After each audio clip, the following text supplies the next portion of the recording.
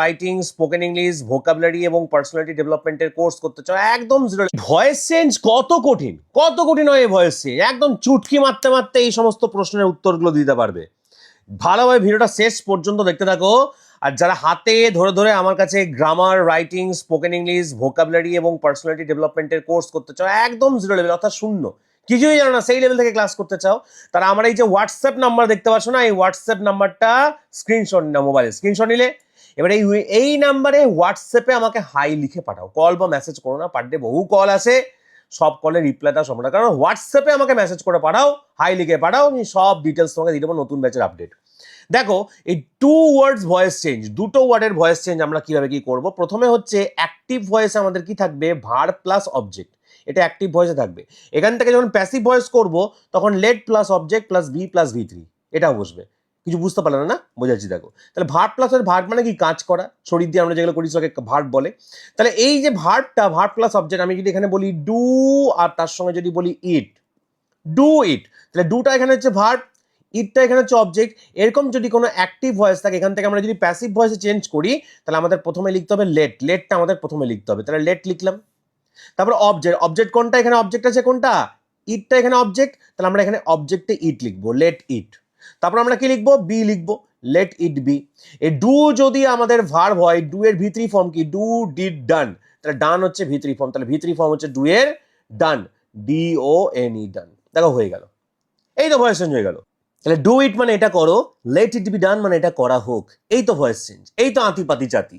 তাহলে এবার এই ভয়েসগুলো দেখো তোমরা এখন চুটকি মারতে মারতে পারবে। তাহলে এইগুলো হচ্ছে ইম্পারেটিভ সেন্টেন্স। ইম্পারেটিভ সেন্টেন্স মানে কি, যে সেন্টেন্সের মাধ্যমে অর্ডার করা হয়।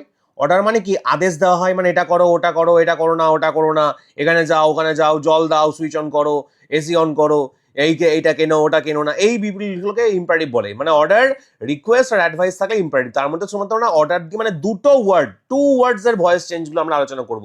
এগুলো ম্যাক্সিমাম ছেলেমেয়েরা, মোটামুটি ধরে রাখো 99.99% ছেলেমেয়েরা এগুলো জানে না।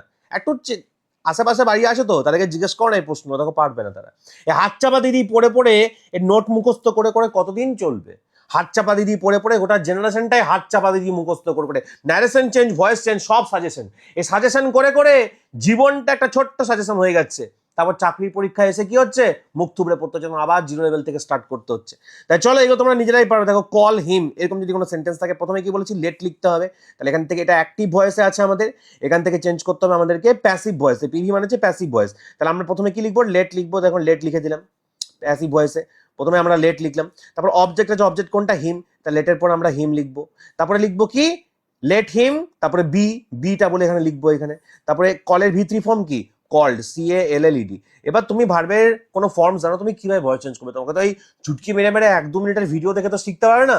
তার জন্য আমার কাছে অ্যাডমিশন নিতে হবে, ক্লাস কোর্স করতে হবে, একদম 1 বছর ধরে কন্টিনিউ শিখতে হবে, তবেই তুমি জানতে পারবে। যেমন 2 মাসের জন্য অ্যাডভান্স পে করতে হবে 599 বা 599, আবার 2 মাস পর 2 মাসে অ্যাডভান্স পেমেন্ট করতে হয় 5 হিসাবে। পেমেন্টগুলো 2 মাস করে করতে হবে। ক্লাসটা চলবে একদম 1 বছর কন্টিনিউ ধরে, যদি শিখতে পারো গোটা মহাবিশ্বে যা গ্রামার আছে সব শেখাবো, গোটা মহাবিশ্বে যা রাইটিং আছে সব শেখাবো, ঠিক আছে?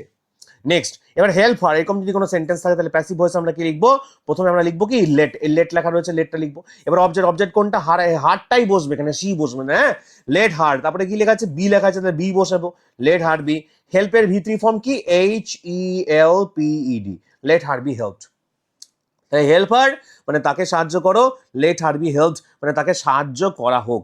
ক্যাচ ইট, এই যে লেখা রয়েছে, তাহলে এটা প্যাসিভ ভয়েসে কি লিখবো আমরা, প্রথমে লিখবো লেট, তারপর অবজেক্ট, অবজেক্ট হচ্ছে ইট, তারপরে আমরা এখানে বি লিখবো, তারপরে এখানে ক্যাচের V3 ফর্ম কি, কট, CAUGHT, কট। এবার এই যে ভার্বের V3 ফর্ম, হচ্ছে ক্যাচের V3 ফর্ম কট, হেল্পের V3 ফর্ম হেল্প, এইগুলো জানার জন্য তোমাকে তো ভার্বের ফর্মস গুলো জানতে হবে।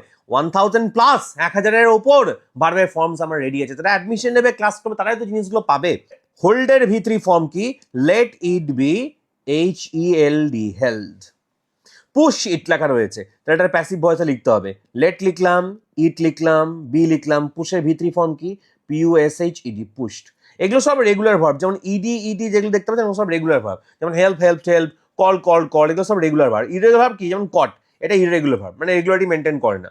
হোল্ডটা চেঞ্জ হয়ে কিন্তু হোল্ডেড হলো না, হেল্ড হয়ে গেল, তাহলে এটা হচ্ছে ইরেগুলার ভার্ব। নেক্সট হচ্ছে পুল ইট, তাহলে এটা প্যাসিভ ভয়েস কি হবে, লেট লিখতে হবে, যেমন লেখা রয়েছে লেট লিখতে হবে, তাহলে লেট লিখলাম আমরা এখানে।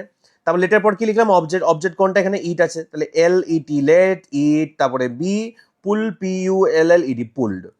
লিফট ইট, তাহলে let it BLEFT left. Drop it, তাহলে let it be DROPPED dropped. তাহলে আশা করি তোমরা বুঝতে পারছো যে কিভাবে ভয়েসগুলো হচ্ছে। Save it, let it B SAVED saved. এই প্রশ্নগুলোই দাও না মাধ্যমিক এবং উচ্চ মাধ্যমিকের ছেলেগুলো যারা তোমাদের বাড়ির আশেপাশে রয়েছে, যাও না, দেখো ম্যাক্সিমাম ছেলেমেয়েরা করতে পারবে না। কেন করতে পারবে না? এই যে হাত চাপা দিদি মুখস্থ করে করে, সাজেশন টাইপের নোটস করে করে জীবনটা ছোট্ট মতন সাজেশন হয়ে যাচ্ছে, তারা কিচ্ছু পারছে না। তাদেরকে লেটার লিখতে বলছি, লেটার লিখতে পারছে না, থানায় জেনারেল ডায়েরি লিখতে বলছি, জেনারেল ডায়েরি লিখতে পারছে না। এই জেনারেশনটার কি হবে? মা বাবারা তো টাকা পয়সার কমতি করছে না, সব দেওয়া হচ্ছে, সব টিউশন ফি দেওয়া হচ্ছে, সব দেওয়া হচ্ছে, কিন্তু ছেলেমেয়েরা তো শিখতে পারছে না। কেন শিখতে পারছে? সাজেস্টিভ টাইপের নোটস করে জীবনটাকে ছোট্ট সাজেশন হয়ে যাচ্ছে। এখান থেকে যারা যারা বাঁচতে চাইছো তারা আমাকে হোয়াটসঅ্যাপে হাই লিখে পাঠাও, নতুন ব্যাচের আপডেট আমি তোমাদের দিয়ে দেবো। ভালোভাবে এক এক করে স্টেপ বাই স্টেপ প্রসেসে ক্লাস করবে। যখন বলেছি ইংলিশটা গুলে খাবো, মানে গুলিয়েই খাই দেবো।